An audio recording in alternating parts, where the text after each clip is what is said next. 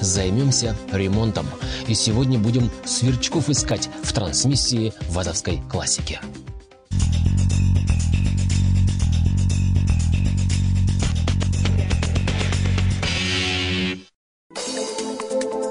Владелец этой четверки обратился за помощью. Скрипит что-то снизу, никак не пойму где. Ох уж эти сверчки. Отлавливать их не так-то и просто. Акустика автомобиля такова, что скрипит в одном месте, а кажется, что в другом.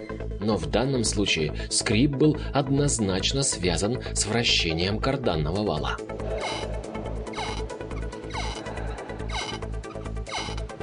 На первый взгляд, скрип такой резиновый, и не случайно владелец четверки помазал здесь литолом. Кажется, что звук раздается где-то в этой области, но не помогло. А вот осмотр крестовины выявил, что один ее подшипник, похоже, давно высох. Следы ржавчины тому доказательства. Да и припомнили похожий случай на Ниве, где скрипела именно крестовина. Да и скрип очень похоже, что раздается именно отсюда.